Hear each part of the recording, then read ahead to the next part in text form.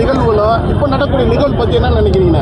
ஆஹா, Sun TV சார்பில் அருமையான கேள்வி கேட்குற தம்பி. நாங்கள் இருக்கும்போது ஜனநாயகம் இருந்துச்சு. இப்போ ஜனநாயகம்னு பேர் வச்ச நடிகர் கட்சியில் ஜனநாயகம் கிடையாது, சர்வாதிகாரம் தான் நடந்துக்கிட்டு இருக்கு. கேலி கூத்து நடக்குது. ஒரு மோசமான ஒரு சூழ்நிலை. சட்டசபை இப்படியும் ஒரு கேவலமாக இருக்கும்னு நடந்துக்கிட்டு இருக்கு.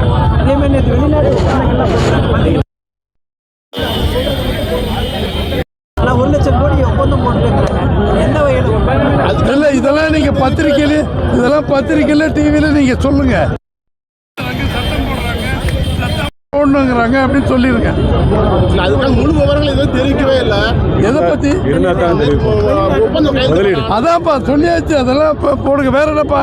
அரசியல் செய்தியை கேளுங்கப்பா. அமைச்சரோட செயல்பாடு எந்த அமைச்சர்? சட்டமன்றத்தில் நிதியமைச்சர் வந்து தாக்கல் பண்றப்ப என்னோட ஸ்டாண்ட் இப்படி தான் இருக்கும், இதுதான் நீங்க கேட்கணும் அப்படின்ற மாதிரி பேசுறேன். அவருடைய தவறுகளை சக சட்டமன்ற உறுப்பினர்கள் சொல்லி காட்டுறாங்க. நான் இப்படித்தான் இப்போ இருப்பேன் இப்போ திமிரா பேசுகிறாங்க. ஆணவத்தின் உச்சியில் இருக்காங்க. அதான் பதில். சார், இப்போ ஆதவர்ஜனா வந்து அம்மா ஆட்சி எம்ஜிஆர் ஆட்சி தான் நடந்துகிட்டு இருக்கு அப்படின்னு சட்டமன்றத்தில் சொல்லியிருக்காங்க. இதை விட வெட்கக்கேடு எதுவுமே இல்லை.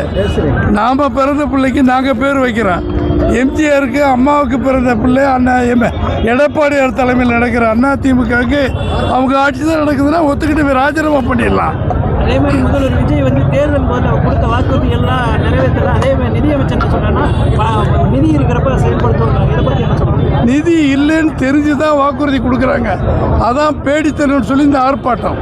90 நாள் தான் ஆகுதுன்னு சொன்னால் இன்னும் 6 மாதம் டைம் கொடுங்கன்னு கேட்கலாம். அதை விட்டு எல்லாம் எங்களுக்கு தெரியுங்கிற மாதிரி பேசுகிறது தவறு. விவசாயிகள் வாழ்க்கையில் வயிற்றில் அடிக்காதீங்க, அதை செய்யுங்கிறது தான் எடப்பாடியார் அறிவித்த ஆர்ப்பாட்டம். தமிழகத்தில் காங்கிரஸோட கூட்டணி வச்சிருக்காங்க. இதில் கர்நாடகத்தில் காங்கிரஸ் கூட்டணி இருக்கு. ஏன் அவங்க அழுத்தம் கொடுக்க மறுக்கிறாங்க? அது அவங்கள கேளுங்க. அது கொடுக்கணுன்னு தான் இந்த ஆர்ப்பாட்டம். காங்கிரஸை கட்சி யாரு அவங்கள கேளுங்க. அப்புறம் வணக்கம் சொல்லாமா? நாங்கள் போல இப்போ பார்த்தீங்கன்னா எடப்பாடி ஆட்சி காலத்தில் தான் சிஎன்ஏ வந்துச்சு, நீட் எக்ஸாம் அனுமதி கொடுத்தாங்கன்னு சொல்லி ஆதவர்ஜனா சொல்கிறாரு, சட்டசபையில் சொல்கிறாரு.